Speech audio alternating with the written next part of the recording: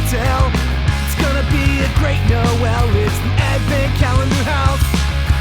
Muppets, Batman, Smurfs, and even Garfield's Halloween. We're gonna take a trip down memory lane. Frosty, Rudolph, and a bunch you've probably never seen. It's Mike and pals that come to entertain. Turn the knob and lift the latch for fun and laughs that can't be matched. And just beware the icy patch. It's the Advent Calendar House. Welcome back to the Advent Calendar House. A salute to all holiday specials, but mostly the Christmas ones. This season, we happen to be ending our Christmas in July celebration on a Scrooge Sunday. So let's slide down the tail of our excavating brontosaurus back to 1994 to have a gay old time in a Flintstones Christmas Carol. I am your host of Christmas Past, Mike Westfalt. That's the best rock pun I could come up with. The next two are better. Joining me first from toughpigs.com, please welcome back Aunt Stony Strand. Hello, Anthony. Good. Oh, so I hope that was inspired by Stoney Curtis, one of the great Flintstones guest stars, right? I think that's where I got it from. I was looking down the list. They have a list, of course. Of course. But yeah, thanks for having me again, Mike. Absolutely. And we might answer whether the cartoon cave people exist before Christ, but this guest certainly is from after lunch. It's Mike Cole May. Hello, Michael. It's a living. Here it is. Thank you both for being here. This is going to be a fun one. So let's start as usual with our personal histories with watching this particular version of A Christmas Carol. Anthony, I think you brought this up a few times on your own podcast, Moving Right Along, during your Muppets Christmas Carol season.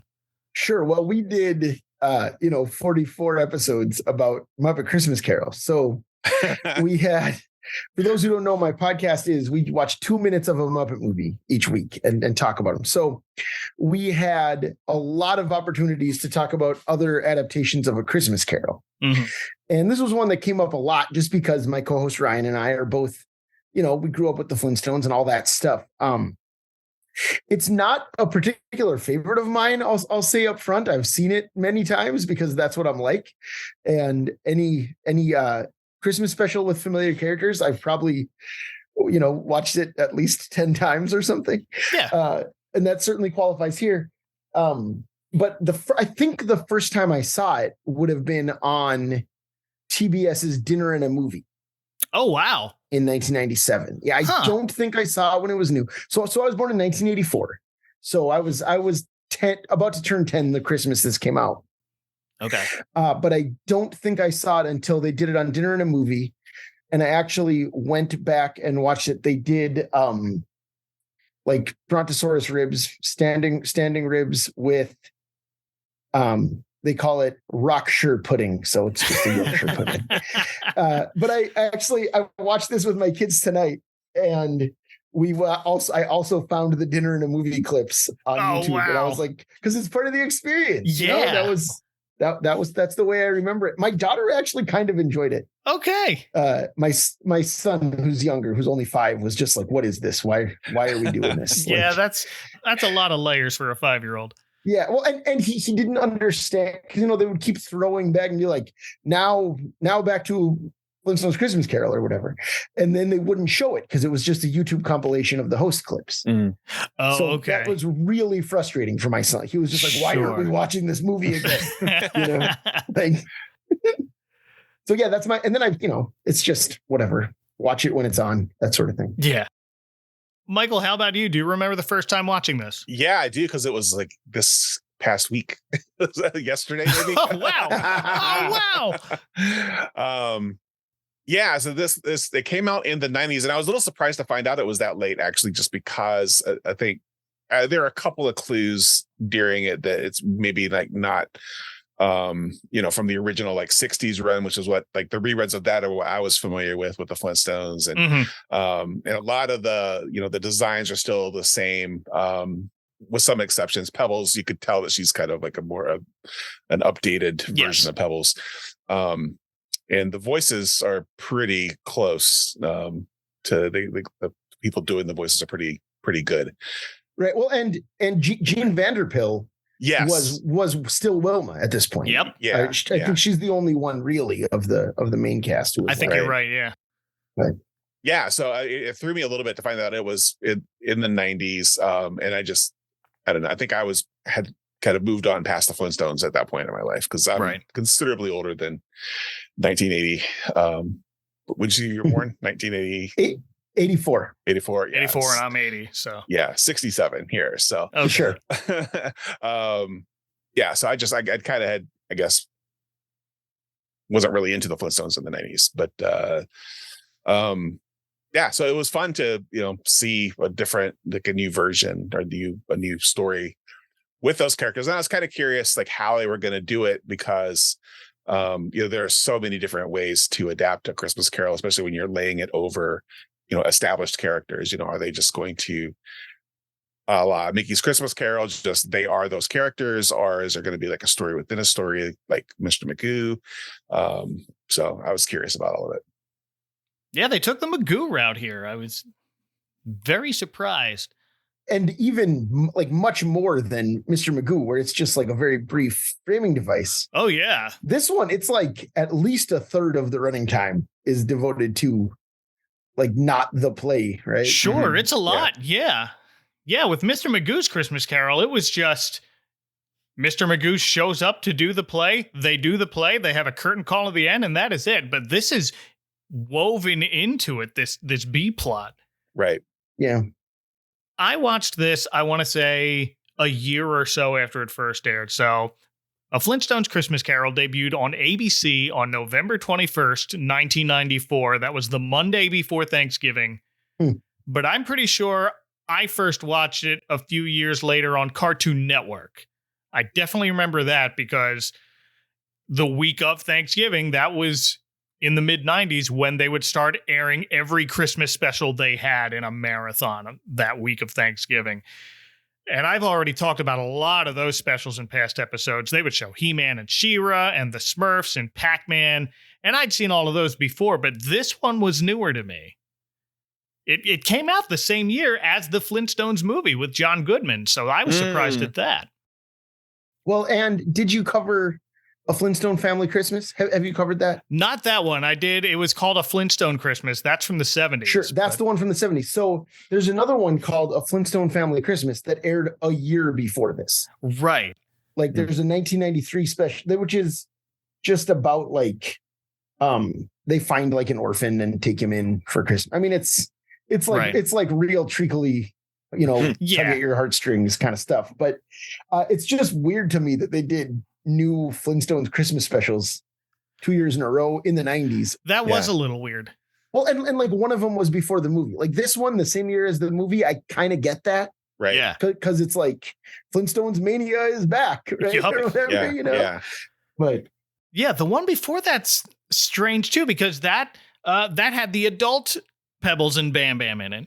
right, because they got married too. There's a TV movie where they get married, Right. and then another one where they have kids, Mm-hmm. and then I think they have the twins in that Christmas special. Huh. So it's like there was like this continuity in the early 90s Right. of like the Flintstones are growing up, and then this one they're like, well, but Bam Bam needs to be Tiny Tim, so Right. we got to turn back the clock. Well, according to, I think it was the Flintstones wiki I saw this, that Flintstone Family Christmas you're talking about was the last time we saw grown-up versions of Pebbles and Bam Bam. Sure, yeah, makes sense. So this was some sort of soft reboot. Well, the Flintstones never really went away. They're still, every once in a while, they'll make a new one. Right. Well, Hanna-Barbera's been doing that weird thing where they like teamed up with the WWE. Oh, yeah, I remember For that. a bunch of movies. So there's like it's like Stone Age SmackDown or something. Yeah, that sounds right. Like John Cena's in it. And there's a Jetsons one. There's like the Jetsons Robo WrestleMania. Really? Something. Oh, Yeah. I didn't know about that one. Yeah. Which is weirder because the Jetsons kind of did go away, right? Like after the movie Yes. in 1990, I don't think there's anything until that wrestling movie Oh, wow. in 2016 or whatever it is. Wow. Huh. Yeah. And the Flintstones kind of hung around. Like, do you remember when John Chris Falusi did some Flintstone special? Oh, yeah. That was terrible. It sure was. Yeah, he did the Yogi Bears and then that Flintstone thing. And Yeah, well, they can go away forever with him. So right, exactly. But yeah, no, the Flintstones. Well, I guess if there wasn't a new special, there would certainly be a Fruity Pebbles commercial or a Cocoa Pebbles commercial. Right, So. Right, yeah. Or the vitamins were big in the 80s and 90s. The vitamins they still make the vitamins. My children have had Flintstones vitamins. They don't know who they are. Sure. See, my kids actually love the Flintstones and the Jetsons. Oh, wow. My kids are 5 and 8, and that's a thing that they choose to watch on I guess just Max now, but okay. Often, like especially my daughter, when it's her pick, it'll like the other day we all watched the episode of the Jetsons where Jane learns how to drive, and it's all like sexist lady driver jokes from the early 60s. Oh boy. And my kids just loved it. They were like super into it. Yeah, my son had a point where he was watching a whole bunch of Scooby-Doo, so I definitely understand that. Sure, yeah. But let's get talking about this Christmas Carol adaptation, because we've got a lot of buildup, as we said, before the actual story of A Christmas Carol can begin. So if you want to watch A Flintstones Christmas Carol, it is streaming on Boomerang, or you can rent it on YouTube Movies or Prime Video. I also found a few VHS recordings hiding on the Internet Archive if you want to that makes sense. Go scouring for those and watch a grainy version with commercials, the way God intended. Can I say where I watched this? Sure. I checked it out of the library. Nice. In a 4-movie. Let me find it. I want to make sure I have all the titles right, because it was okay. It was a DVD called 4 Kid Favorites Holiday Family Fun. Huh. And the 4 kid favorites were A Flintstones Christmas Carol, Yogi Bear's All-Star Comedy Christmas Caper, Jack Frost, and A Miser Brothers Christmas, the one from like 2008. Yeah, which is awful. So is Jack Frost the Rankin Bass one?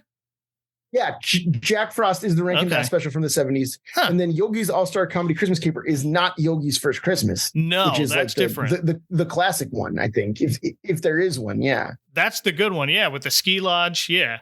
Yeah, this is just like a bunch of goof arounds, you know? Like, right, okay. I know of that one. I haven't watched it yet. But sure. Okay. I happen to have my own copy of this without commercials, but like that's going to stop me from throwing my own in the middle of this episode. But let's not get ahead of ourselves. We open on a snowy downtown Bedrock on Christmas Eve as a mob of bloodthirsty shoppers come run into Blooming Shale's department store, trample over a poor bell-ringing Santa at the entrance. He's all right, and good thing, because we find out he's one of the players in that night's Bedrock Community Theater production of A Christmas Carol. So like we said, we're doing this thing again where it's actually characters we know putting on a play that we get to watch. Characters we know and many characters we don't know. Right. A lot. But who get names. Like it'll be like Wilma will be like, "Hi, Ernie," or whatever to the Ghost of Christmas Present. There is one or two that I will have to shout out a little later on, because one is actually important, but I don't know how you feel about this framing device, but I enjoy it every time where we're watching them put on a play. Hey, I enjoy it in this one. I don't enjoy it in Mr.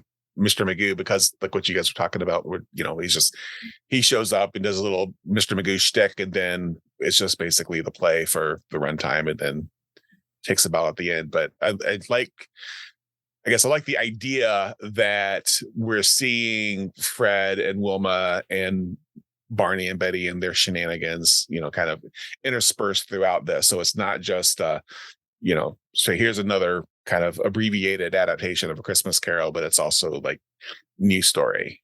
And I don't know, we can talk about the quality of the new story. I think some things are better than others, but it was fun to spend time with the characters again and you know, see Fred being Fred. Yep. And he's extremely Fred in this. Extremely Fred. Over the top Fred.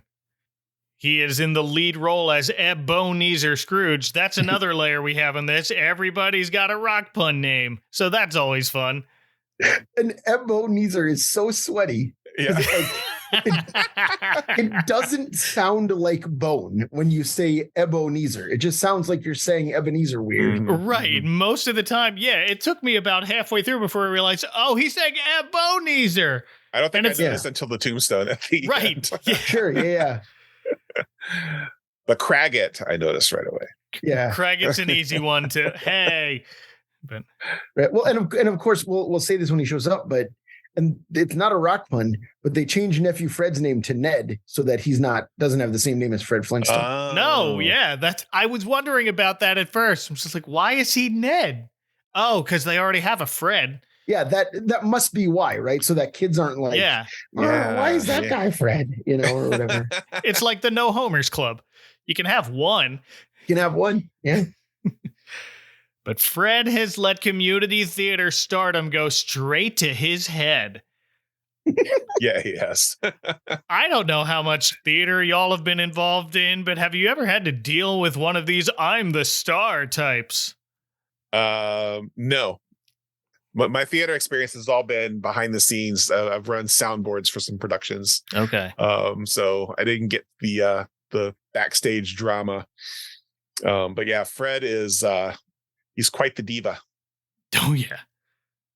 That's the word I was looking for. Diva. Thank you. Mhm. They went with ham, which is also correct. Yeah. I haven't personally had to a run-in with someone of this caliber. My kids are in theater, but like every kid and parent we've encountered have been sweet and supportive. To my knowledge, I don't know. Maybe they. But when they start that young, I think they do a good job of weeding out any sort of behavior. I mean, like, look, we don't act like this. It's a community theater. This is school when they do it in school. Right. Sure. Yeah. Wilma is already tired of hearing Fred. It turns out she is the stage manager, so she's the real star of the show. Right. Mm-hmm. Ah, humbug! Oh, you're gonna knock him dead tonight, Freddy boy. Wilma, am I a great Scrooge or what? Oh, you're a great Scrooge, Fred, but you're no help. It turns out she's doing last-minute wardrobe adjustments because of the real villain of the story. It turns out the costume designer has fallen sick to something called the Bedrock Bug. Yep. And now I remember why I waited a few years to do this one. It's gross. Yep. We actually, so I mentioned my kids watch this with me, and when we actually see a person with the bedrock bug turning green, I swear to you, this is something my 5-year-old son said tonight. This is not like a cute thing I'm putting in the mouth of a child. My son turns to me and goes, "This part should be called Yabba Dabba Yuck." So that's true. That happened. Oh, put that on the back of the box. Miles Strand, age 5, raves Yabba Dabba Yuck. Oh, perfect. Oh, Yeah. He's got a future as a critic. I love it. Mhm, mhm.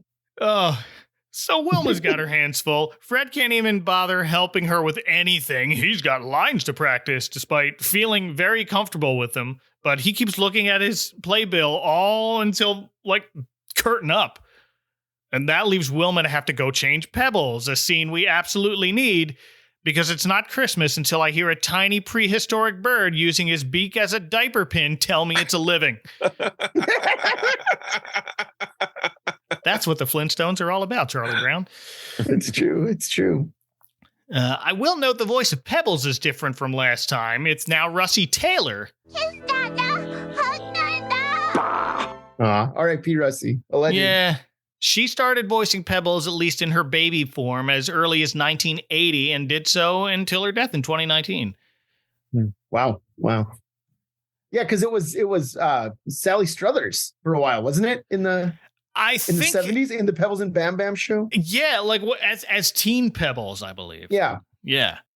Makes sense. But now that we're back to baby Pebbles, Russie Taylor gets to talk baby talk. Great. So even with all of this going on, it's still a work day, so Fred gets ready to leave and almost forgets about Pebbles, whom he has to drop off at Cave Care. And Wilma lets Fred walk out of the house while trying to yell after him, "Don't forget to pick up Pebbles after work because I have to get to the theater early." You know he didn't hear any of that, Wilma. You weren't even trying. It's true. I know this isn't your fault, but don't let your neglectful husband endanger your kid. Well, and also she's in the show. Like Pebbles is in the show too. Pebbles is in the show. So she needs, even if they like left her at the daycare, it would be bad because of neglectful parenting. Right. But at least she'd be safe at daycare, but also she would be missing a performance that she's in. Right. And it's at Cave Care where we find Bam Bam. And we learn he's also in the play tonight. He's playing Tiny Tim. And he's got his one line down pat. God bless us, everyone. He says it many times. Many times.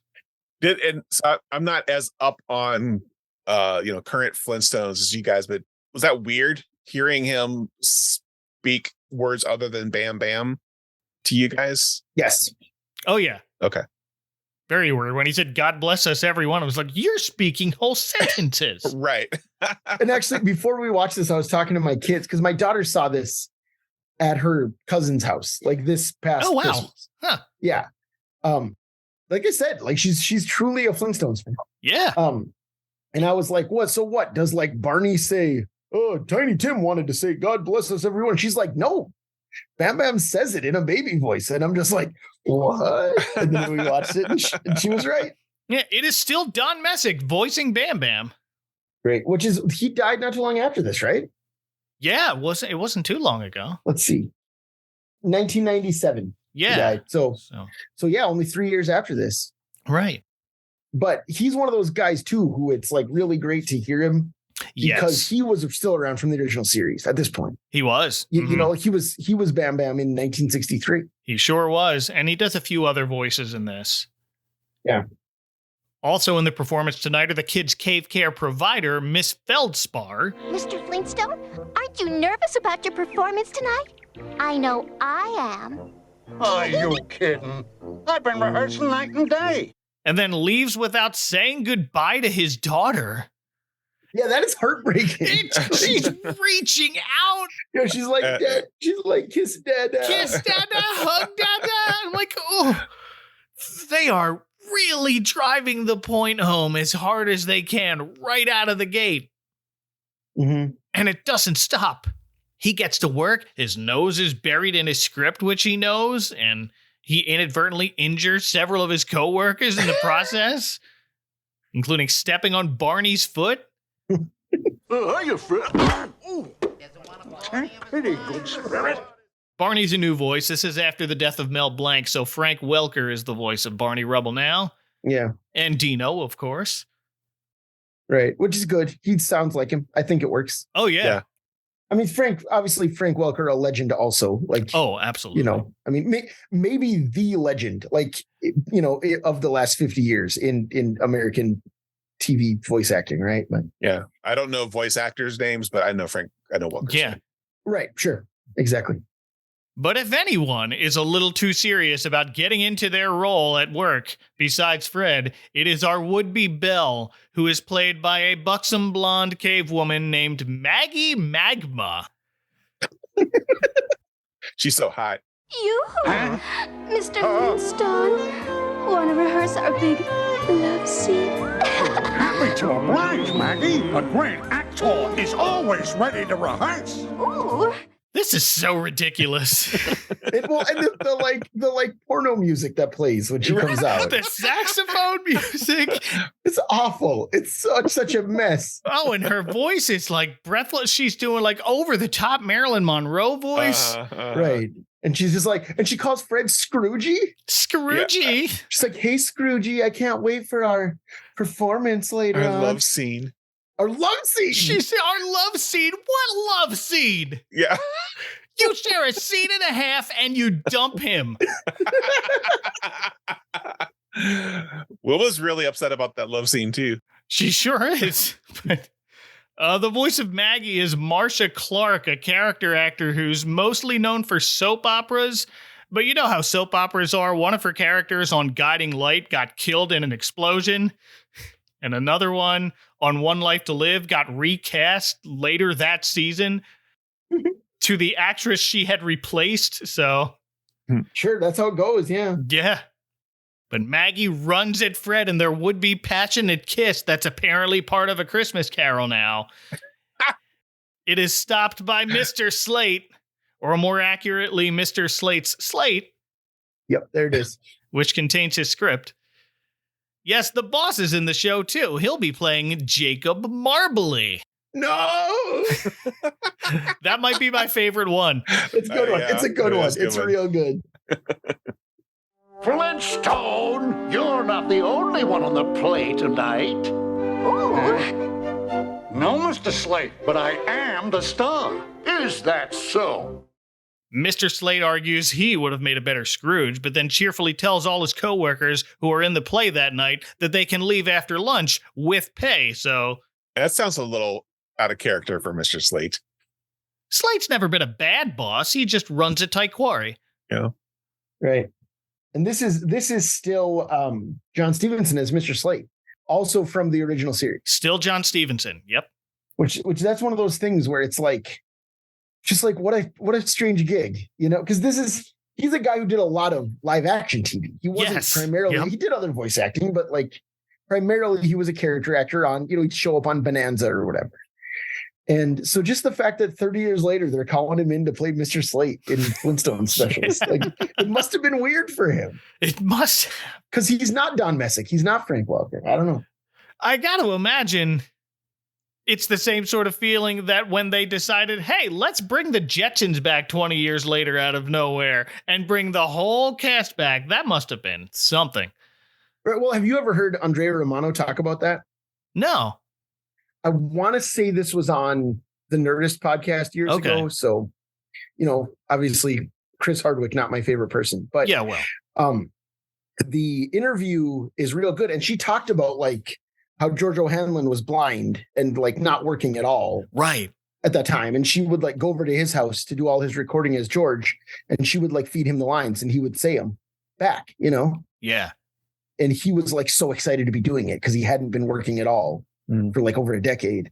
So it really was like quite an experience to get the whole Jetsons cast back together. It's cool. He had the time of the last few years of his life doing that. Right. Exactly. So during work, Fred's still trying to rehearse with Barney, who's playing the role of Bob Craggett. Not bad. It's all right.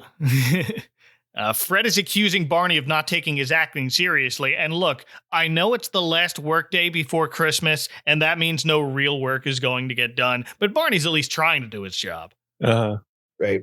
Fred's like, we got to run lines, Bon. Weird. Yeah. And it's Fred who's not paying attention and inadvertently dumps a big dinosaur mouthful of snow right onto Barney. It's true. And that dinosaur excavator is victim number 2 of the Bedrock Bug. Just as the lunch whistle blows, it turns out it affects both cave people and dinosaurs. That's very serious. And right about here is when Barney reminds Fred tomorrow is Christmas, and he's got to get home and wrap presents. And that's when Fred realizes, oh no, I still have shopping to do for my wife and child. Yep. Fred. So that got me wondering, has either of you ever found yourself doing very last-minute shopping on Christmas Eve? No. I used to do it intentionally. I used to save one present for Christmas Eve just so I could have an excuse to go out to the mall and be in the madness. But I would always know, like, I already have the present picked out. I'd know what store I was going to, but I just kind of wanted to be out in it. Okay. But I've never like accidentally like forgotten and had to go out just because. Yeah, I will do that for stocking stuffers and things. Sure. Well, in my adult life, we always travel either to my wife's family or mine for Christmas. Mm-hmm. So we're never at home on Christmas Eve or Christmas Day ever, you know? So you have to be all set. We got to make sure we have everything ready, before we leave. Yeah.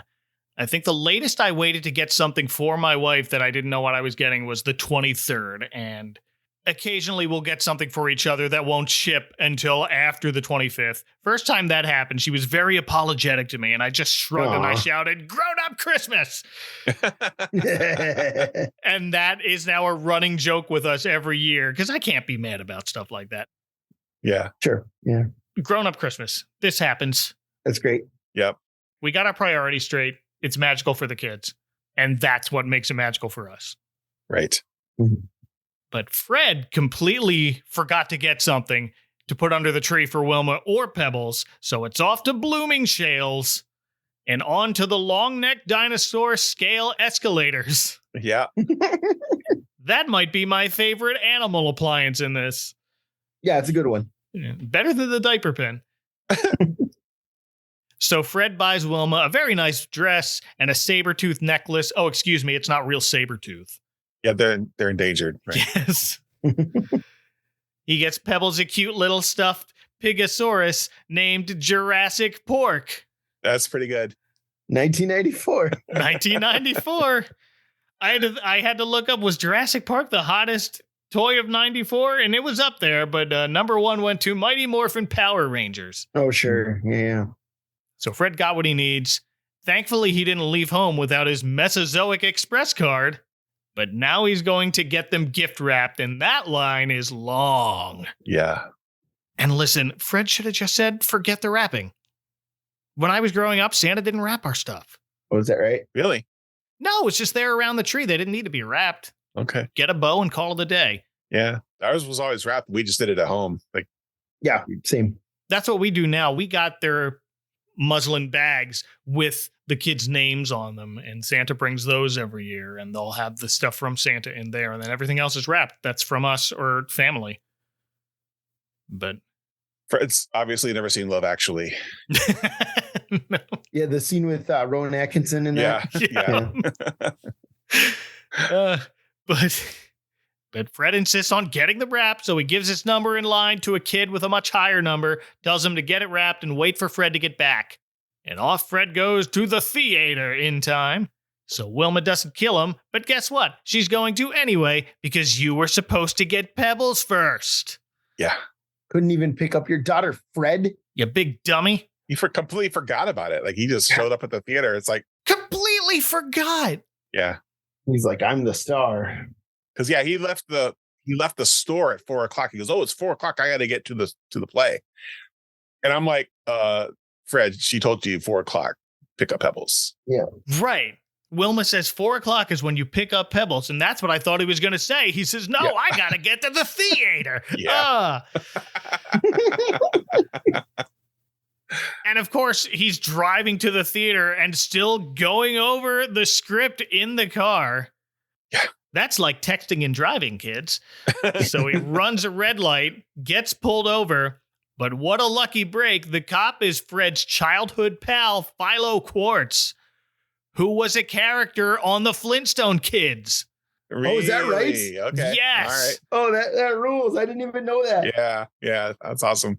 This is Philo's only other appearance outside of the Flintstone Kids, so it's the only time we ever see him as an adult. Wow. That rules. That's That great. does rule. Yeah. Love that. And I will say that his siren is my favorite animal. Just the bird. Good one. That's a good Good one. one. Didn't you see that red light back there? Philo, I'm a star. I was rehearsing. Philo is voiced by Renee Levant, who also voiced Philo's dad in the Flintstone Kids, who was also a police officer. So it's family business. I like it. I like the continuity. Renee Levant also voiced a Triceratops in We're Back, a Dinosaur Story from the year before this. Okay. A movie that I saw dozens of times because my grandma had the tape. Oh, nice. Yeah, that's one of those. Did it come in the clamshell? Yeah, it's clamshell case. Yup. Actually, I'm looking. Yes, it is sitting in my home. Oh, right you now. still have it? Oh, Yeah. Wonderful. Mhm. So Philo lets Fred go, and Fred stops home for a snack, slips on the icy patch. I keep telling you people. Crashes through the front door, knocks over everything in the house as he slides headfirst into the fridge with a note from Wilma hanging off his butt that he won't read because he doesn't see it. But she left a note saying she went to the theater with Betty, see you and Pebbles there later, which would have reminded Fred to go get his child, or I don't know, remember you have a child. Yeah. He forgets that he has a kid to pick up, but he has time to go home and grab a snack before the play. Yeah. I don't know where Cave Care is in relation to that, but We need a detailed map of Bedrock right now. we do.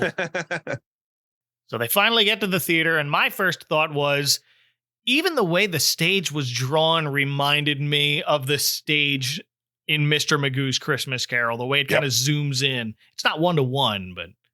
Very big auditorium. Yeah.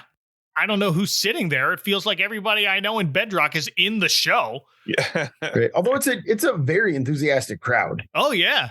From the beginning. We'll see, like, when the curtain goes up, they're going nuts. Yeah. They're super patient with some really long scene changes, too. Yeah, I guess so. I don't know how many acts this is presented in, but... Yeah, they got a bunch of intermissions. Really? Mm-hmm. But of course, we have to pan across the orchestra pit, too, to show everyone, look at these musical instruments that are also animals.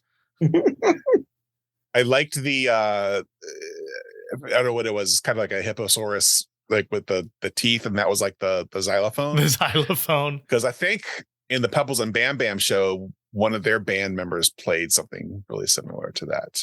That sounds about right. Feel like it wasn't that in Steamboat Willie too? Isn't that a... Oh, yeah. Yeah. I think so. Yeah. Well, stage manager Wilma is waiting for Fred backstage, and she's furious that he forgot about Pebbles. Thankfully, Barney got her when he picked up Bam Bam. So Fred says, see, she's fine. I don't know what you're so upset about. So Wilma storms off, leaving Fred with Betty, who is in charge of makeup at the moment. Come on, Scrooge. I mean, Fred. Let's get you into makeup and costume.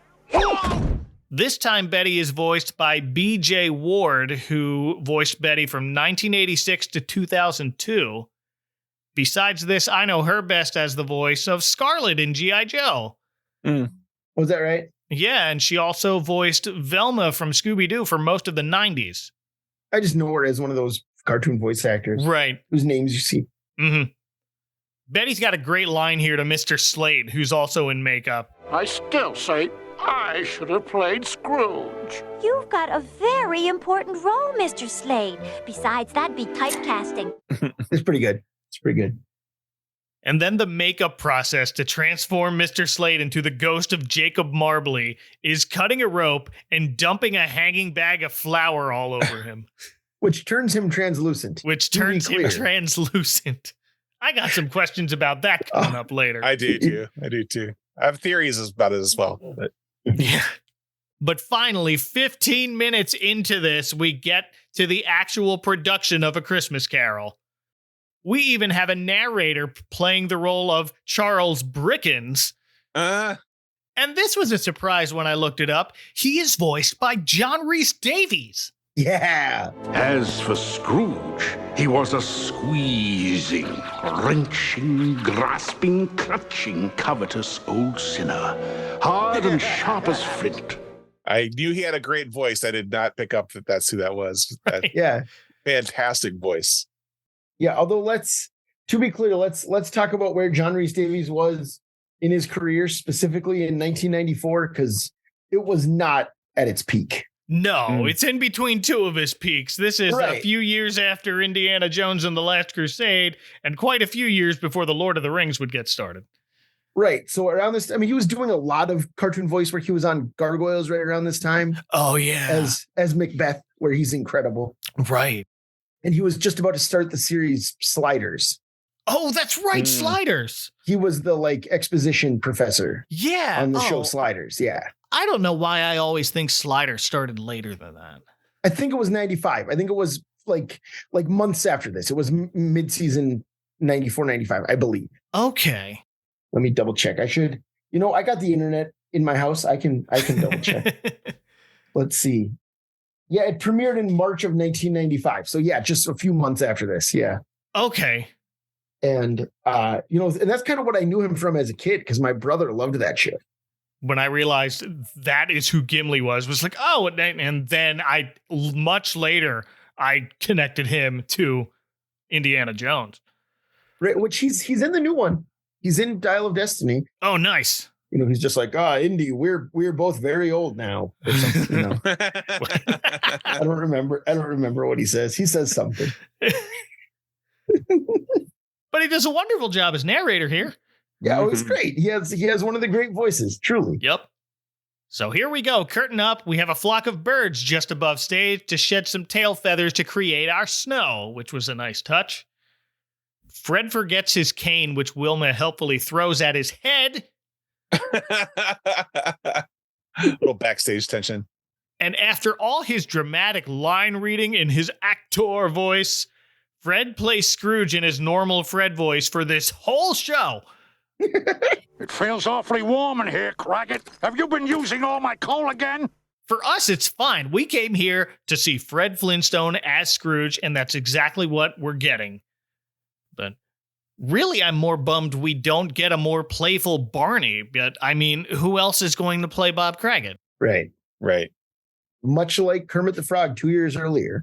That's right. Barney kind of has to not quite be himself because he just has to be like a meek employee. Yeah, you know? He's got a job to do. And I suppose you want the whole day off. Oh, please, sir. It is Christmas. So I think the opening narration here was mostly faithful to Dickens, right?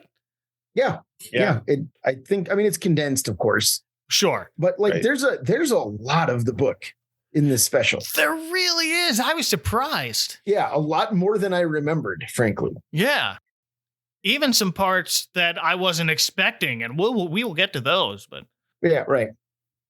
But here's where we start to see some differences in the details. Usually, we're used to seeing Bob Cratchit have to convince Scrooge to let him have Christmas Day off. And here, almost right out of the gate, Fred Scrooge acknowledges it's a holiday and is happy about saving coal.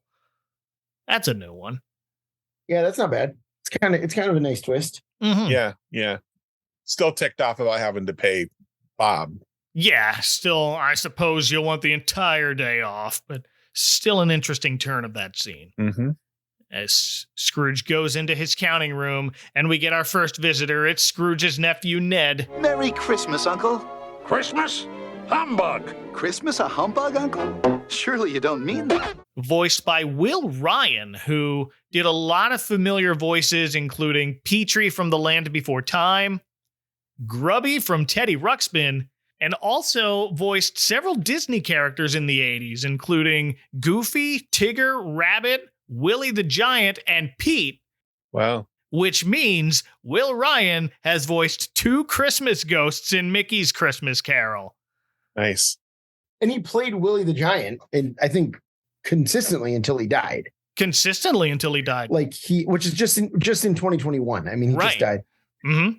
Like through all of the Mickey Mouse Clubhouse and Roadster Racers and all of that, he was the voice of Willie the Giant. Right. He was on there all the time. Mm-hmm. So the thing that I know Will Ryan best for is, I can't say as an adult that I'm a fan of the organization Focus on the Family, but they produced a radio show for years, still do, since 1987. They've been putting out a radio show called Adventures in Odyssey. Oh. And when I was a child, I listened to it every single night. And Will Ryan played one of the main characters, Eugene Meltzner.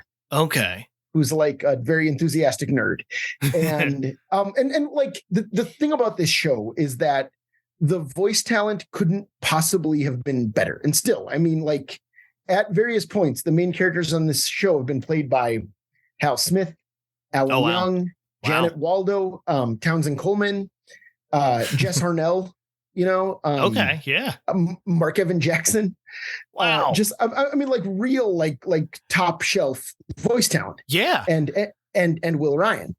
And he's basically doing Eugene's voice here as Ned. Okay. There's like that hint of an English accent, which I'm not sure why he's doing because Fred isn't. But otherwise it's just like, oh, hey, it's Eugene Meltzner. What's up? Like, I can't hear anything else when I see him, He was the first character who came in because, yes, Fred is doing his normal Fred voice and Barney is doing his normal Barney voice because these are characters we know. Ned's not a character we know. So when he comes in and doesn't have an English accent, that threw me off. Sure. Yeah. And his conversation with Scrooge is like right out of the book. Very by the book. Mm-hmm. Yeah. It's kind of, they didn't have to do this. They didn't. No, they didn't. But I'm glad they did. It's very interesting. Well, and like on my podcast, moving right along, when we did Muppet Christmas Carol, every episode I would go over like what's changed from the book, what's in the book. Yes. And that's a thing where people talk all the time about how faithful it is, right? Mm-hmm. Muppet Christmas Carol. No one ever sits around talking about how faithful Flintstones Christmas Carol is to the book, but like it's kind of similar in the way that it uses a lot of the original text. Yeah, I would say it is easily as faithful, if not more so, but right around the same level as the Muppet Christmas Carol as far as faithfulness to Dickens is. Mm-hmm. I mean, to Brickens, of course. To Brickens, pardon me. Yeah. You're always going to have those caveats. To Marley Brothers? But right. Yeah, that's true. So Ned leaves, and then in walk our two solicitors, played by two more of Fred's coworkers. They're collecting for the Piltdown Charity Foundation. Piltdown is the name they're using to stand in for London here, and that is an interesting reference. Because of the Piltdown Man? That's what I'm thinking. Yeah. I didn't know what the Piltdown Man was. Oh, really? So I had to look it up. So for the unfamiliar, the Piltdown Man was the discovery of what was said to be the missing link of an early human ancestor. But it turned out to be some guy faked it with a modern human skull and the jawbone of an orangutan. Right. Do you want to know where I learned about the Piltdown Man as a child? Tell me. In one of the Encyclopedia Brown books of facts. Nice. Yeah. Like not, you know how they had obviously the mystery books, but then it also just Sure. like a big book of trivia. And it was in one of those. It was like the whole Piltdown Man story was in there. That's amazing. Sure. That's what I was like. Hey, all right. I had the Charlie Brown Cyclopedia. It was not in that. Oh, nice. But Fred cuts to the chase more quickly than other Scrooges we've covered during this scene. He doesn't toy around with "Are there no workhouses?" He tells him straight up front, "What I collect, I keep." Yeah, which is good, which is very Scrooge. Like, oh, yeah. He does go on to say he supports the workhouses. He sees the gentleman out after the old surplus population comment. He dismisses Craggett immediately following that, and then he heads home himself after rolling a giant boulder in front of the front door. My kids both laughed out loud at that was the lock, was a giant boulder. Which is weird because when he goes home, he has a key. That's true. So you're saying that Marbley's face should be on a giant boulder instead of a knocker. The boulder's added security for the counting house, I guess. That's where the money is. So Scrooge walks not to his usual melancholy tavern, but home as he passes a couple of kids having a snowball fight in the street. And here is where I have to ask, how big is this stage? Right. Yeah. This scene looks like it's several blocks because it's at this point, I think the animators just forgot, oh, this is supposed to be a play on a stage, and they accidentally drew an entire town. Right. Well, like later we're going to see them, Fred and Wilma, as the Ghost of Christmas Past, like fly over an entire city, like flying. Yeah. And translucent. It's like it's not just the ghosts that are translucent, but they're translucent. Like the special effects budget is crazy. It really is. On this. It is off the charts. Yeah. For a community theater, especially one that's using bird feathers as snow. Yeah, and the snow, like they quickly drop that, right? Because the snow, like on the stage, in the snowball fights, like that is clearly actual snow, like the way it's drawn. Yeah, it looks like legitimate snow, especially here with the kids having the snowball fight. Yeah. One snowball knocks off Scrooge's hat, and Scrooge calls the cops on him. Says that juvenile delinquent assaulted my hat. And he makes the constable bring the kid to Scrooge's house and then makes him shovel a path to his front door. I guess that's appropriate punishment for ruining a dude's hat. It is a nice hat. You got to shovel my walk. And then here's where we get the classic version of Marbley's ghost replacing Scrooge's saber-toothed tiger head knocker. And again, special effects. Yeah, that's the impressive one because he morphs into it. It's not just superimposed onto his head like you and I have seen in some old films, Michael. Right. Yeah. So the way I ended up having to read this is that what we're seeing is not the actual play. Like they are showing us, you know, kind of like when you're in the audience and you're watching a play, you kind of have to do your own adjustments, right? To imagine whatever the story is. And so that's what we're seeing is what the audience would be imagining the story to be, not what's actually happening on stage. As someone who has had to recently build a set for the show Frozen, and including a trap door to make the Elsa dress transformation. And we did, it was beautiful, but I definitely appreciate that a lot of time went into whatever they're doing to make all these special effects happen. Yeah. I am a bit disappointed that they shortened Scrooge's lines here. He dismisses Marbly as a vision caused by his leftover gruel, but he doesn't get to make that more of gravy than of grave about you joke. Right. I mean, it should be more of granite. I don't know. There's more of gravy than of granite. Yeah, right.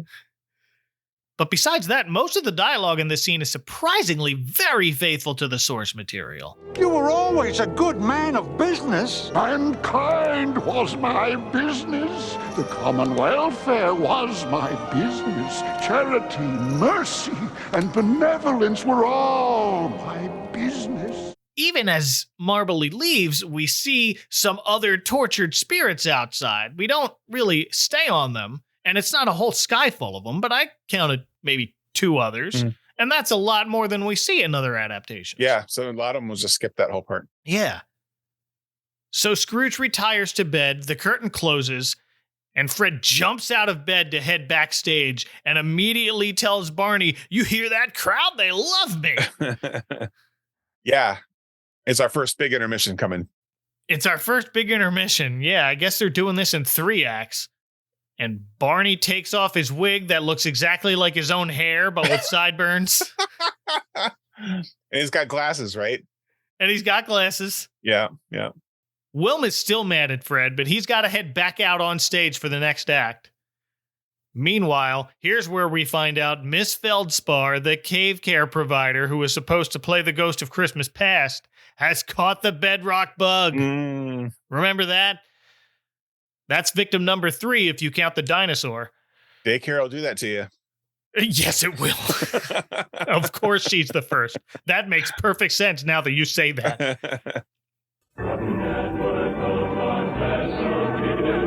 We will return to a Flintstones Christmas Carol, our Cartoon Theater's holiday spectacular. Fred Flintstone. Who are you? The ghosts of Christmas past, present, and future. Start sharing your Cocoa Pebbles with Poor Bonnie Rubble, or this is your fate. Oh, no! I can change. I can share. See? Merriest chocolatey taste. How's my future look now? Dino? Kids? Barney! Be nice, Daddy. Santa's watching you. Happy holidays, Bon. Yay! Post Cocoa Pebble cereal, part of this good breakfast. Bless us, everyone. Hey, you're watching Flintstones Christmas Carol on TBS's Dinner and a Movie. You just love the holidays, Paul. You know, everyone's got that sort of hustle and bustle. There's an excitement in the air. People decorating, families getting together for meals. Everyone's all happy. Aren't you happy? Those are the people that get on my nerves around the holidays. I love that stuff, and I really love the whole dinner and family gathering aspect. And actually, you know, for our dinner tonight, we're making a rather traditional British meal in keeping with the Charles Dickens aspect, the Dickensian theme of our show. Yeah, that's right. And well, let's show people what they need. Okay, for your vegetables, you want some Brussels sprouts, some small onions, some small red or new potatoes. We're going to be making our own version of Yorkshire, or as we're calling it, Rockshire, because of the Flintstones. Yeah. And you're going to need eggs and flour and milk, and then beautiful. Of course, the centerpiece of the meal, standing rib roast, which is essentially the same thing as prime rib. We've left the bones on because it looks like the thing that Fred eats, and it also makes it a little more tender. That's right. This is the first cut, which is the most tender cut of rib roast, and we're going to coat it with olive oil, which will help it brown very nicely. We'll be covering that with salt and pepper paste. And then our sauce? We're making our own horseradish sauce with horseradish and sugar and pepper and sour cream. It's going to be so delicious. You're going to be in such a holiday mood. The holiday spirit is just going to fill you. You're going to be so excited. You're getting there? All right, that's enough. Okay. Back to the Flintstones Christmas Carol. Well, as they say, the show must go on, and left with no one else who knows the Ghost of Christmas Past lines or who can fit inside her dress better than Wilma. Right. We got the tinkly music with the dress. Right. Which is weird. So she fills in and gives Fred a real shock, as well as a bonk on the head with what looks like a very heavy rock pillow. Uh-huh. And I've got to hand it to Fred. He handles this sudden change as professionally as he can. Yeah, as he can. Right. He does say, like, Wilma. Yeah, he breaks character. Yeah. Wilma! I mean, are you the spirit whose coming was foretold to me? I am the ghost of Christmas past. Long past? No, your past. That's going to happen a few times. But again, I can't wrap my head around the size of this set because Fred and Wilma are flying over what looks like a very large area. Mm-hmm. And here's where I first really noticed the translucency of the ghosts, because you can see that both Mr. Slate and Wilma, and when she tries to take Fred flying out the window, he's solid at first, hits a wall, and then becomes less opaque, and off they go. Right. On stage, in front of the audience. Right. Talking dinosaur appliances? That never bothered me. How can we see through you people? So we're in Scrooge's past, and this play lets the narrator handle the schoolhouse of Scrooge as a child, while the curtain closes so Fred can change costumes. Because instead of getting a younger kid to play Scrooge as a boy, Fred has to change into a schoolboy outfit and play the part himself, looking like Angus Young. It's true. Except it's the Flintstones, so they probably would have called him something like Igneous Young. It's true. It's such a weird choice because we're gonna see Fan in a second, as I'm sure you're about to say. We're gonna see Fan. Scrooge's sister Fan is in this. Dear brother Ebonezer, I've come to bring you home. And she looks like she could be Fred's daughter. She does. I'm not sure. They don't give the actor a name. I thought it was Feldspar at first, but then I remembered, no, she was sick. She has the Bedrock Bug. She has the Bedrock Bug, but whoever is playing Sister Fan, she plays another part later, and she's fine through this whole thing. Yeah, that's true. I guess Wilma can't be everyone. I guess not. That's the thing. Well, and when we first see Fan on stage, Fred whispers, "Pebbles? It's not Pebbles. Doesn't even look like Pebbles. She's not that young." Yeah, this kid is like 15. Like, right. Yeah. Wearing the green pelt, though, so maybe that reminded Fred of Pebbles, and now maybe he's starting to realize how neglectful he's been. Yeah. There's a clever scene they added here after the young Scrooge and Fan ride off for home, of Fred hopping off the sleigh backstage and quickly changing back into his nightshirt and cap while Wilma's Ghost of Christmas Past is going on about how much Scrooge loved his sister and vowed never to love anyone again after she died. Yeah, it's good. And that brings us to Fezziwig's party. And Barney gets to play Fezziwig, too. Clear away, my lads, and let's have some room here. It's time to party. Well, that's actually something that I really love about this special is that it feels very genuinely community theater. Yes. A lot of the roles are double cast. Yeah, you know? Right.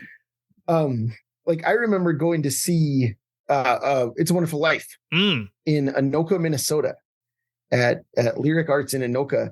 And outside of like George and Mary and Clarence, even Clarence showed up as the teacher's husband who punches George in the bar. Like, but like, you know, Harry Bailey was the same guy as Sam Wainwright or whatever, nice. You know, and I think he was Ernie the cop too. Like he just like come out with a different hat on and like doing a different voice. Nice. That's it. It's like, it's part of the charm of community theater, you know?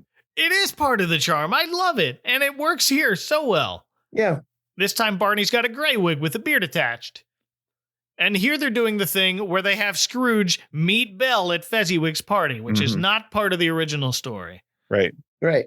But very common in adaptations. I mean, happens all the time. Right. Very common. It feels natural, like that we would see them meet and then break up. It does feel natural. But unfortunately for Miss Maggie, who's been looking forward for her big love scene, She is so hot for Fred Flintstone. So hot for Fred. There was one, I forget whether it was the Flintstones wiki or the Christmas specials wiki, but one of them said, it's implied that Fred may be having an extramarital affair with Maggie. I'm like, no, it's not. No. That's not true. It's just Maggie's got the hots for Fred and she wants to be in a love scene that doesn't exist. Yoo-hoo! See you in a few minutes, Scroogey, for our big love scene. Only in her dreams is Fred having an extramarital affair with her. Right.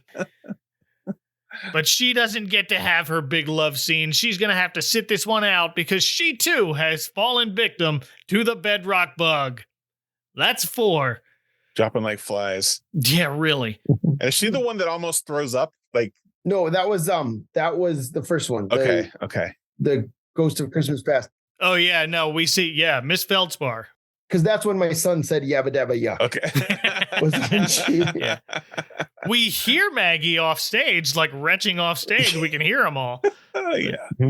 They spared us. So Betty now has to signal to Wilma that she needs to fill in for another role, so she goes very quickly to get into costume. Meanwhile, Fred is so into his own role, he doesn't recognize his wife is taken over for Belle at first. They don't even look alike. Nope. This isn't like a Betty and Veronica, same identical character design with different color hair situation. Right. No. But Wilma fits into the outfit, so good for her. He's caught off guard and whispered, "What happened to Maggie?" And this time Wilma, who's already very angry with him, replies, "Oh, you'd rather do this scene with her instead of me?" And for good measure, steps on Fred's foot and tosses him around a bit while they're dancing. Wilma's got some raw power to toss around Fred like that. Yeah. Hiding some muscle underneath. They add another scene here of young Ebenezer and Belle having a snowball fight. They got all this snow on the set. Yeah. Might as well use it. I hope it's not also bird feathers. Yeah. It's cute, though. It's a nice moment. Yeah, and they added a scene where Scrooge takes out a very tiny ring and proposes, and oh, that must have been the love scene. Belle, will you marry me? Yes. Oh, yes, Ebenezer, I love you. Yeah, that's the big love scene. Yeah. Well, they had Maggie talk it up so much, they had to make one.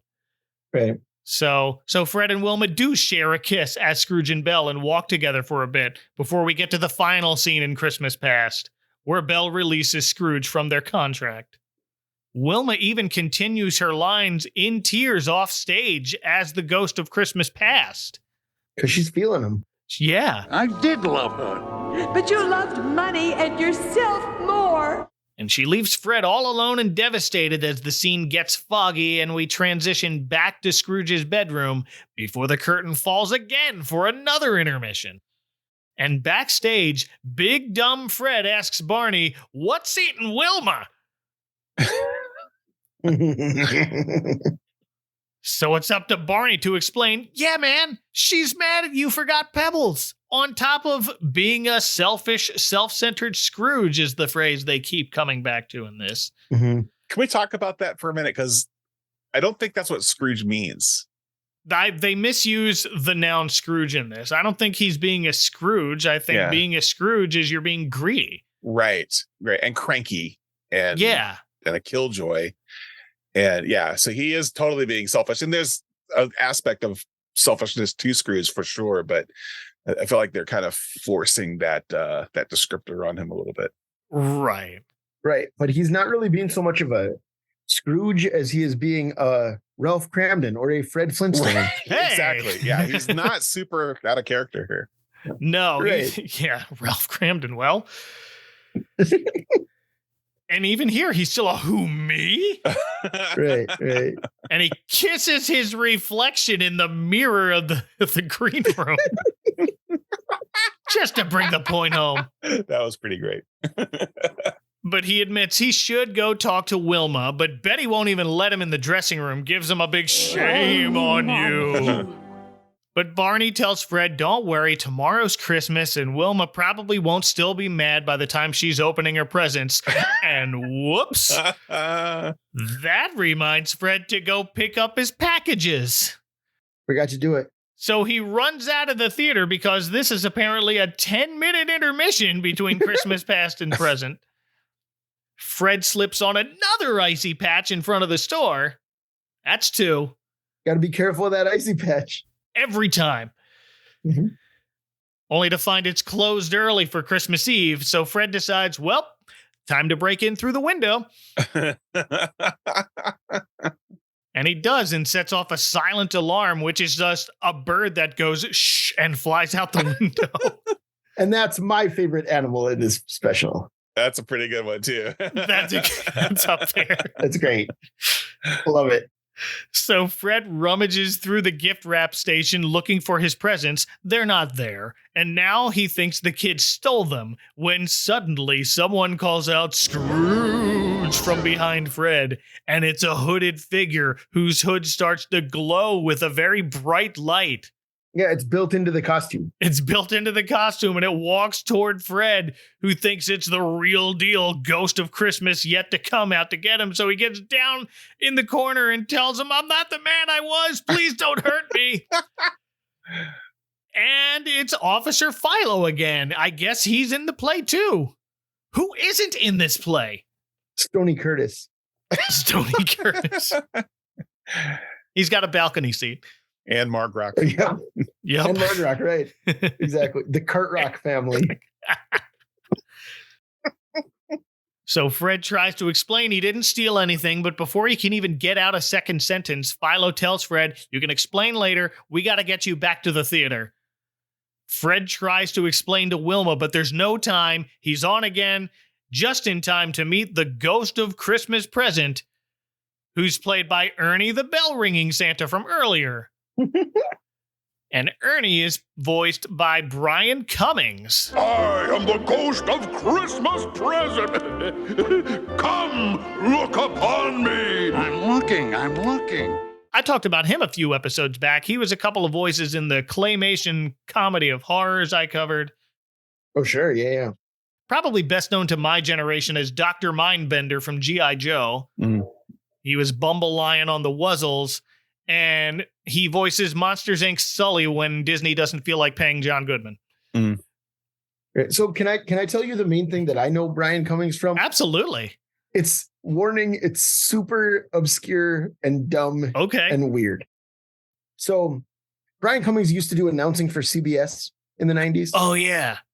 For like children and family programming. Okay. And there's a special called Mr. Willoughby's Christmas Tree. Have you covered that? Oh, thing? I know Mr. Willoughby's Christmas Tree. Have you covered it on the show yet? No, it's on my to-do list. Please let me be on that one. You're in. Thank you. Good. But yeah, so it's this Muppet special. It's not like the familiar Muppet characters, except Kermit hosts it like he did, Emmett Otter or whatever. Right. And it's Steve Whitmire as Kermit in the special, but in a CBS promo, it's Brian Cummings going, all new special with me, Kermit. Oh, Wednesday. Hey, it's a Charlie Brown Christmas, followed by me, Kermit, and a great new holiday special with Robert Downey Jr. and Leslie Nielsen. Mr. Willoughby's Christmas Tree all Wednesday. And I think about this all the time because it's not a good Kermit impression. No, it's not. I know exactly the one you're talking about. Yeah, that's Brian Cummings, my friend. Which I know because of Muppet Wiki, and I'm sure my friend Andrew Leal is the one who identified him because he's a brilliant voice chaser. Thank you, Andrew. Yeah. So, anyways, anytime I see Brian Cummings' name or hear his voice, it's me, Kermit. Oh my goodness! Like for me, it's always Dr. Mindbender and Bumble Lion because I watched a lot of G.I. Joe and the Wuzzles. But oh my goodness, now that I know that changes everything. Sure. Anyway, but he's a good-looking ghost of Christmas present. This Ernie, yeah, he's a giant. He's twice as tall as Fred. Mm-hmm. He's an enormous man. I had this on pause while I was typing notes, and for a minute I forgot this was supposed to be a cartoon starring cave people because Christmas present looks pretty darn genuine. He does. Yeah. Well, and Brian Cummings is great here too. Like I think it's a good performance. Oh yeah, it's a great performance and all that. Yeah. Mm-hmm. Interestingly, in the bountiful harvest now appearing in Scrooge's room, there's a bowl of candy canes. They're not usually there. Yeah. But I don't think they were around in 1843, but not as hooks. Sure, yeah. They had red and white striped candy sticks, but candy sticks. Sure, yeah. But obviously this special takes place 3,000 years earlier, so does it though? or whatever. Like, it's fine. We'll get to that a little bit because that comes up with some lines later. But for now, we go out into the world on Christmas morning. And here's another detail I don't see very often. The Ghost of Christmas Present brought his own special seasoning of Christmas spirit. Dickens described it as a peculiar flavor the ghost sprinkles from his torch onto other people's dinners as they pass. Here it's in a salt shaker. Right, which is good. But that was one of the things I was amazed to see from the book, right? They have the exchange about to a poor one most of all. Right, because it needs it most. Yeah. I love that line. I love seeing this dialogue. Along with Scrooge asking, then why do you leave them in such misery?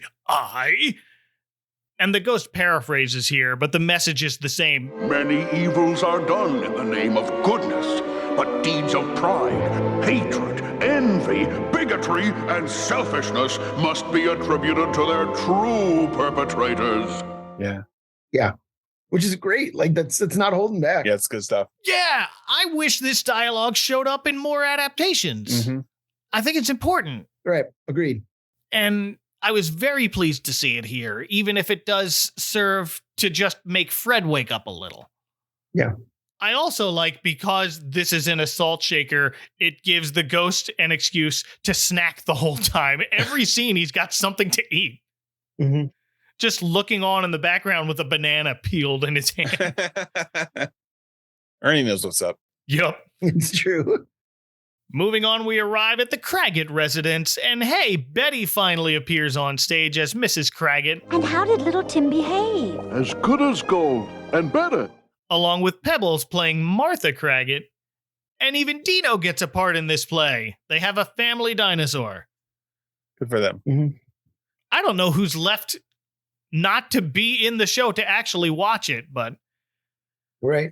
We can at least say here that we can finally put to bed the old how are cave people celebrating Christmas debate, because Bob Craggett comes home and tells his wife, he told me coming home that he hoped people saw him in the church because he was a cripple, and it might be pleasant to them to remember on Christmas Day who made lame beggars walk and blind men see. He does. He says it. There it is. The Flintstones know about Jesus. They do. This is when my wife comes in at this point in the special and asks, so do they just live in the present in some kind of cosplaying commune? and the answer is, of course, yes, right? The Flintstones takes place in the early 1960s. They're a modern Stone Age family. Yeah. Makes as much sense as any other answer. Right. And of course, there's that fan theory that like Flintstones and the Jetsons take place at the same time. And the Jetsons are the rich people who live in the sky, and the Flintstones live on the ground in the rubble of the destroyed civilization or whatever, right? I kind of like that, actually. I don't mind that theory. Yeah. Okay. I don't mind the idea of that theory. I don't think, like, I didn't take classism into account in that. It's just like, that's one neighborhood and that's another. Yeah, right. They do seem to have roughly similar standards of living, right? Yeah. Like it's 1962 in both neighborhoods. It's a middle class suburb in 1962 in both neighborhoods. Absolutely. Not everybody gets to have TV with a little dinosaur antenna. That's a luxury. Well, it's a living. It's a living. Speaking of that, it's dinner time, and Mrs. Craggett has prepared a delicious Chickosaurus. It looks like a goose with little plates or scales on its back. Bam Bam says his line again here. God bless us, everyone. The ghost sees a vacant seat in the poor chimney corner, throws the old surplus population line back at Scrooge. Oh, no, kind spirit. Say he will be spared. So what if he dies? He'll just decrease the surplus population. Bob Crackett toasts the founder of the feast as usual, and Betty has no trouble wishing she had him here to give him a piece of her mind. Even Dino gave some angry eyebrows at the thought of the founder of the feast indeed. He takes direction well. That's true. Because there's no reason for Dino to be mad at Fred. That's acting. Yeah, you're right. You're right. Yeah. Well, Scrooge and the Ghost tornado out of the Craggett's house and over to Nephew Ned's, where they're playing charades. Charades in this one. Yeah, I enjoy that. It's like yes and no with less talking. This is one of my favorite scenes in A Christmas Carol. Yes. The Nephew Fred party scene where it's like, hey, everybody, let's play a guessing game. The answer is that my uncle's a jerk. Yeah. Yes, he's still the butt of the joke, but he takes it better than we usually see him and says, oh, they included me in their fun. Yeah. Right, which I laughed at. Yeah. Well, it's a good reminder that Scrooge in the original text wasn't so displeased there either. Right.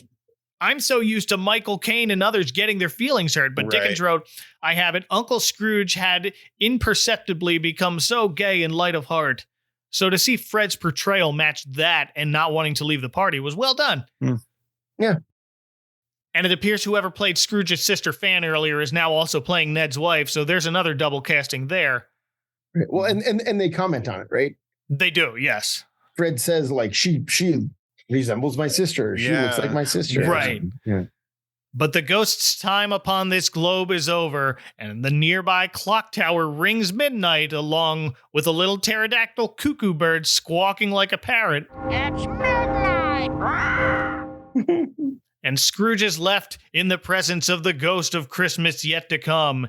And I knew who it was immediately because I saw the little nub in the back of the robe where a tail goes. Yeah. Yeah. Right.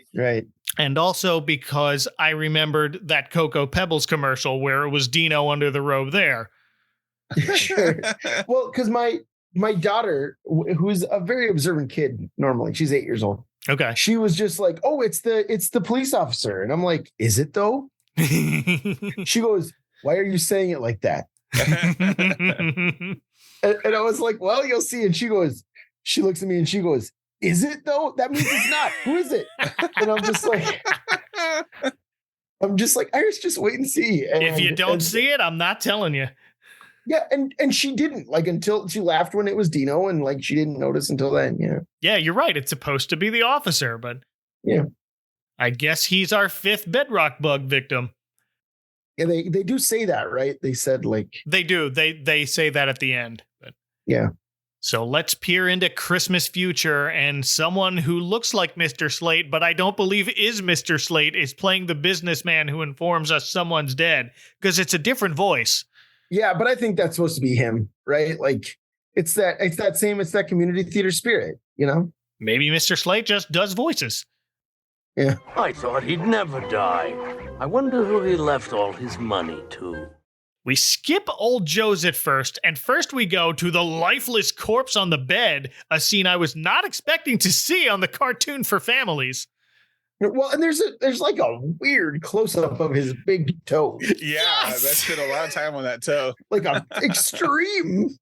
And it's important, right? For a long time. Like, yeah, Scrooge is begging the ghost to take him anywhere else, and he's got a whole line here, but the camera's like, look at this dead guy's toe. Right. Weird. And then we cut to old Joe's, where we get another close-up on some gold cufflinks monogrammed with ES to see if that'll give you a hint. It doesn't give Scrooge a hint, or at least he won't admit to it. But old Joe sounded familiar to me. You didn't take him down, rings and all, with him lying there, did you? It's Howard Morris. Yeah, it sure is. A.K.A. Ernest T. Bast from the Andy Griffith Show. Oh, nice. Right. Well, and of course, at around this time, he was Wade the Duck on Garfield and Friends. Wade Duck.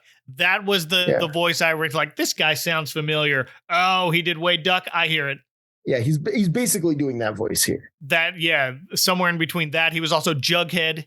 He is also, do you know what Legend of the Superheroes is? Oh, yeah. I do, yeah.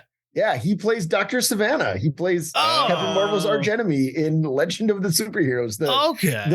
The weird late 70s TV special. Yeah, he was a lot of voices. He was a lot of voices on the Flintstones alone on the original run, just additional voices. And the Jetsons, including Jet Screamer. Oh, yeah, he was Jet Screamer, yeah. He was Jet Screamer. And he was the voice of Adam Ant for a long time. Oh, right. Yeah. I love Adam Ant. But Scrooge, of course, asks to see tenderness connected to a death, and off we go to the poor Craggetts. And Barney's quiet, solemn voice really sells the gravity of Tiny Tim's death here. I wish you could have gone, dear. It would have done you good to see what a pretty place it is. But you'll see it. I promised him that I'd walk there on Sundays. Oh, poor Tiny Tim. Yeah. No wonder he didn't really get too mad when Fred told him he wasn't taking this seriously. Barney knows what's up. Yeah. Right. Practicing. And then we go to our final stop on Christmas yet to come as we see Tiny Tim's headstone, which just says Tiny Tim. Yeah, that's weird. I mean, like, we know his last name. Right. It's not there. It should say Tim Craggett. Like, Tim Craggett or Timothy Craggett if he's a Timothy. Right, yeah. Just Tiny Tim. Yeah. If you know, you know, I guess. It's like if someone put their Twitter name on their headstone. Right. Before we see Scrooge's grave, did you happen to catch some of the other names on headstones in the background? Mm-mm. They are names from other Dickens stories. Really? Oh, is that right? There was one for Uriah Heep from David Copperfield. Okay. There was one labeled Lady Haversham from Great Expectations, but it was spelled Haversham. Mm. But whatever. And then one was labeled Ada Jellyby, which is taken from two different characters in Dickens' novel Bleak House. Yeah. Interesting. That's cool. That was just an interesting touch that they didn't need to do. Right. Right. A fun Easter egg for those of us that decided to hit pause. Right. And interesting that they didn't, like, Stone Ageify him. Yeah, they didn't. That it's not Miss Havishale or, no, or whatever, you know? Yeah. Man, that's right there, too. Yeah. But Scrooge tells the ghost he's not the man he was, and I've got to say, Fred was more convincing with that line back at the gift wrap department. It's true. He was feeling it. Yeah. It's fine, but it actually fades out here before we re-enter Scrooge's bedchamber, and I thought, did they go to commercial here? And I tracked down one of those recordings in the VHS vault in the Internet Archive, and yes, they did go to commercial there. Weird choice, yeah. Cut back to Paul and Annabelle telling us how to make rock chip pudding. Well, I guess it's done by them. I guess that's the last break. Yeah, right, yeah. Santa's delivering them presents, actually, because I know, because I just watched it. Nice. So. And then we cut back. It's morning, and Fred Flintstone saying, "I'm as light as a feather," in his Fred Flintstone accent, warming my heart. Oh, I'm light as a feather. I'm as happy as an angel. A Merry Christmas to everybody. So the kid he made shovel a path to his door earlier is the same kid who shouts out the window to. And before he can even ask, "What's today?" the kid pelts him with a snowball. Yeah. And he's like, "I guess I had that coming," or whatever. Yeah, Like, laughs it off. But he was also the kid from the gift wrap line. Yes. Right? Okay. Mm-hmm. Yeah. But it was cute that the kid was kind of like ticked off at him still. Like, sure. Yeah. I like that they added those lines for him. Well, I just think that's maybe why Scrooge gives him 2 giant bags of money. He sure does. Yeah. Instead of just giving him 5 shillings or whatever it is. Just tosses him. Yeah. And there's more where that comes from later, because he now has this kid doing some odd jobs later. But for now, upon learning it's Christmas Day, Fred can't help himself. He lets out a yabba dabba ow and bumps his head on the window. Oh. Yep. Sends the boy to get the prized Turkey-saurus, the one that's as big as him, and has it taken to Bob Craggett's. Then Scrooge runs into our solicitors on the street, but one of them is now Wilma, because we've got another Bedrock Bug victim. Yeah. We even hear him throwing up off stage.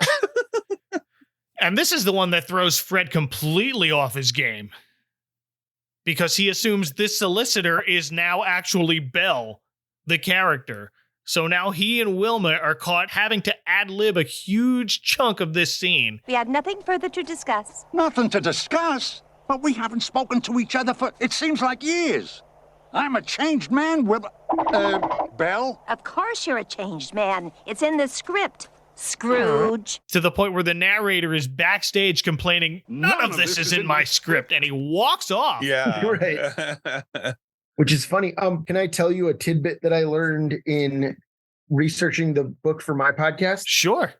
So there were 3 theatrical adaptations of A Christmas Carol. Okay. That premiered 6 weeks after the book was published. Wow. There were 3 different ones in London. 6 weeks later. And in one of them, the Belle character, I think she might have a different name, actually comes back at the end and reunites with Scrooge. Okay. So that happened in a stage production 6 weeks after the book came out. Wow. Yeah.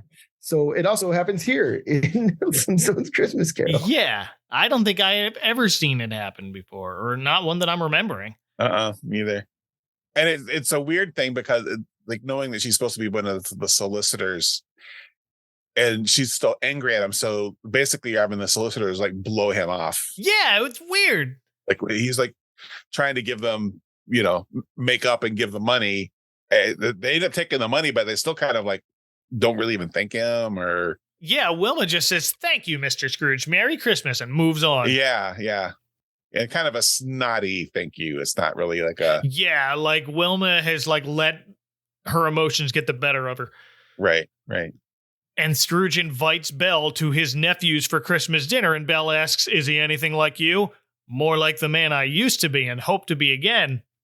And I guess Wilma realizes, kind of remembers herself at this point, goes along with him to get the play moving and get to the end. Yeah. So they go to Fred's. The Craggetts get a delivery of a massive turkeysaurus, and we cut to Scrooge's counting house as he pretends to angrily wait for Bob Craggett to show up late, looking at his sundial pocket watch. The big reveal's a bit different, so Scrooge doesn't shout, "And therefore I'm about to raise your salary." Instead, he tells Craggett, "I tell you, I won't stand for it, Craggett." You won't, sir? Absolutely not. From now on, you should be merry the whole year. and points up to a very large sign now draped onto his building that reads, "Scrooge and Craggett, low interest loans and affordable housing." He had the Snowball Kid paint and hang up a big sign by himself. Yeah, right. And he stuck in the there are a great many back payments in this part. Yes. Too. Yeah. And he says that to Bob, not to the solicitors. Well, that's what they get for blowing him off. Yeah, it actually kind of makes sense. I think if Fred had that line that he was supposed to say earlier and he couldn't because the scene got blown, he's just going to insert it here. Right. Stick it here. Yeah. Yeah, I guess. Well, yeah, it's stuck in his head somehow, so he had to get it out. Right.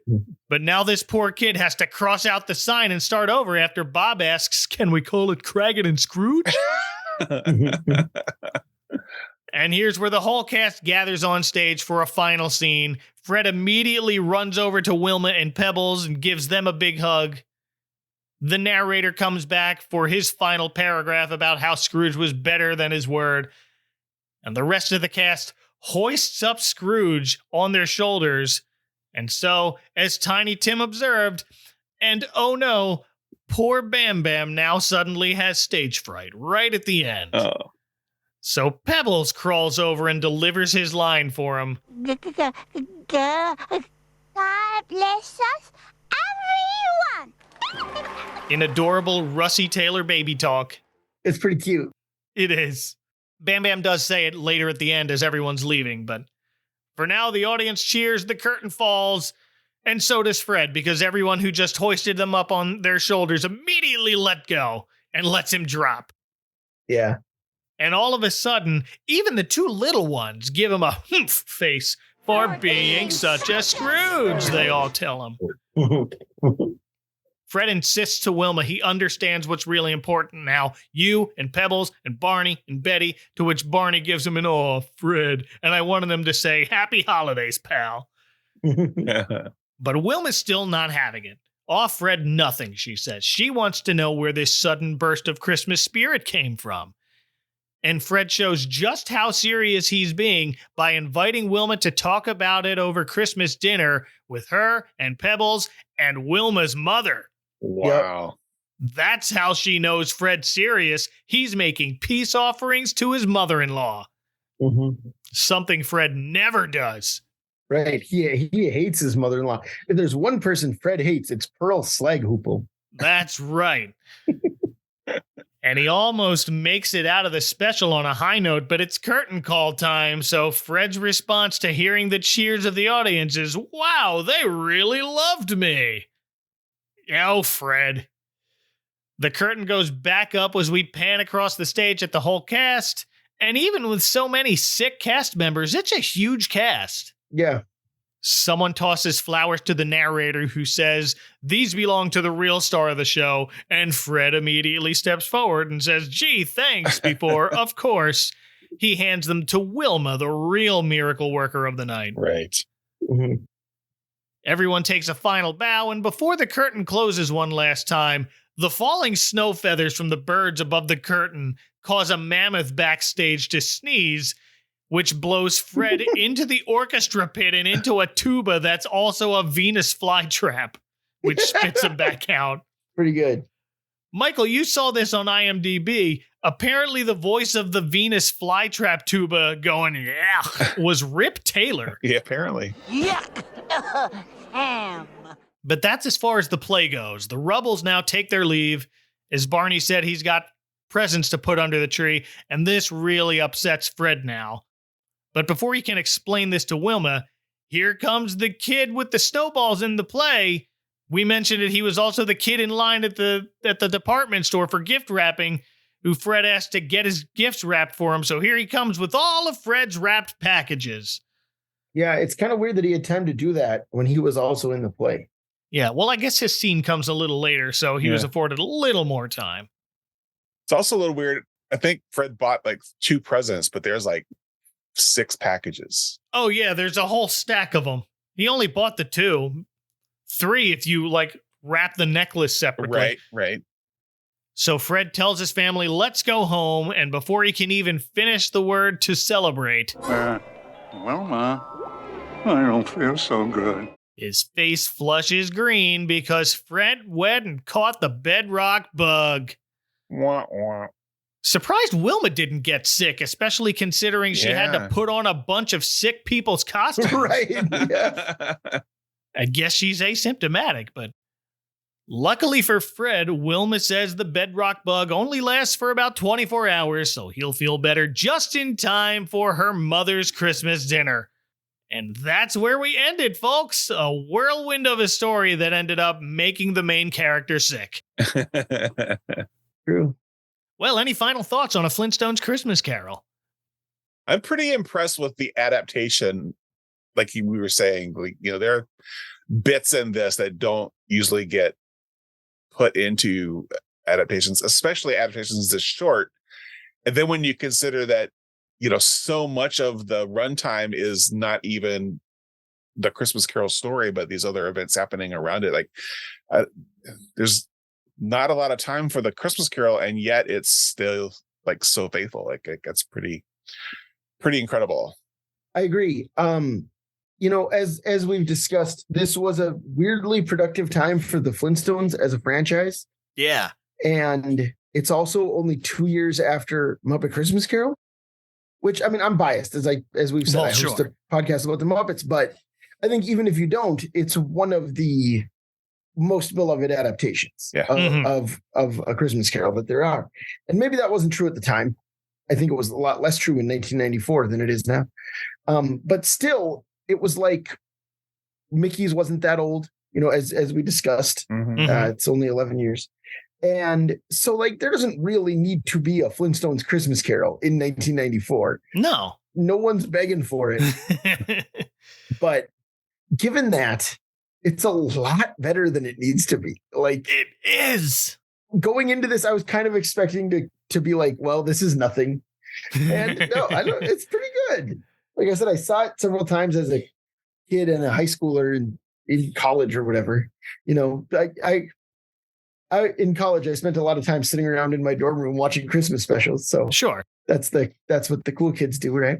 I hope so. But I hadn't seen this in a while, and yeah, it's a lot better than I remembered. So Good for them.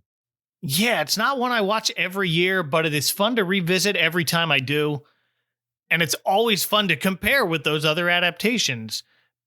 And every time I'm surprised at how true to the story a lot of it was and how much they managed to pack in there, even with this wrapping element of it being a play and the Bedrock Bug and everything that goes along with it. But it stands out as its own thing with its own extra layer, which I think they didn't really need to make Fred quite that much of an egomaniac. I don't think Fred was ever quite that self-centered in the show, but fine. After all, it is the Honeymooners. So, right. But thank you both for slagging through this version of A Christmas Carol with me. This was a lot of fun. Absolutely. Yeah, thank you, Mike. Always love talking Christmas Carol. Well, if people want to send you a turkeysaurus the size of a small child, where can they find you on the internet, Michael? Twitter's still the best place right now. I'm at Michael May Comics spelled with an X. I also host a show called After Lunch, which you can find on Twitter at After Lunch Podcast. Or our website for that show is afterlunchpodcast.net. And Anthony. So I'm mostly off of public social media now. But I am at toughpigs.com. I write for them. That's a Muppet fan site. And as I've mentioned, I think too many times in this podcast, probably, I co-host a podcast for Tough Pigs called Moving Right Along, a Muppet movie podcast, where we watch the Muppet movies 2 minutes at a time. And we have made it through the first 4 movies through Muppet Christmas Carol. And we also did a mini season on Muppet Family Christmas. Yes. Which is a show that I know you've covered. And I think we've talked about this when my friend Becca and I were on here talking about Elmo Saves Christmas not too long ago. But I do think if you want to hear like a real deep dive into a Christmas special, we released those every day. We kind of followed your style on that one, Mike. We released it every day during December 1st through 24th. And so it's 24 episodes on Muppet Family Christmas and why it's the greatest Muppet thing ever made and the greatest Christmas special ever made. So. Really, it was such a great deep dive, and they hit everything that I hit, but better, but more. Oh, well, thank you. Yeah, well, I mean, most of that episode of my show was just us. I wanted to count how many Muppets are in that farmhouse. It was me and our friend Carlin, and we counted, I think, 105, 104, somewhere around there was our final tally. So that sounds right, because it's so many. It's a lot. They brought out Spanish Oscar Osvaldo El Grunion. That's true.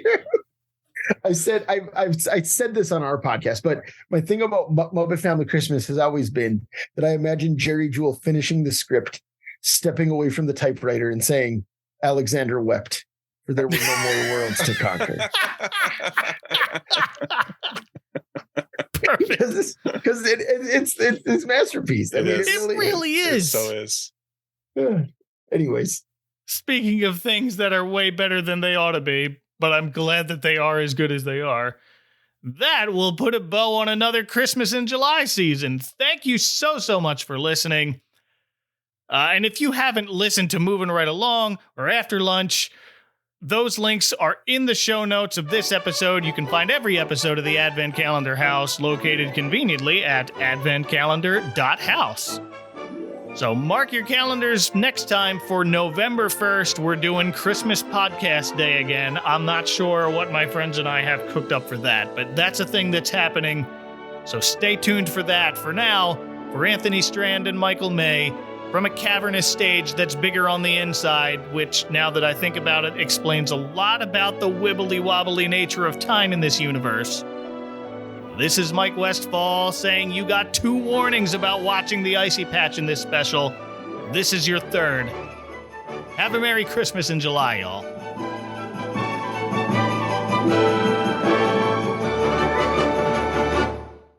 Wait, we're not done. This year, Christmas Eve falls on a Scrooge Sunday, and I want your help choosing which adaptation of A Christmas Carol to cover. I've narrowed it down to 4 different TV movies, and I just couldn't decide on my own, so I'm putting it to a vote. Find the link in the show notes of this episode or go to linktree.com/adventcalendarhouse to vote. Should I cover A Christmas Carol from 1982, the animated movie from Australia said to be one of the most faithful adaptations out there? The 1984 version starring George C. Scott, the 1999 version starring Patrick Stewart, or the 2004 musical starring Kelsey Grammer? Vote now through September 30th, and the Christmas Carol with the most votes gets the Scrooge Sunday treatment next season on Christmas Eve. Thanks again. Talk to you all in November.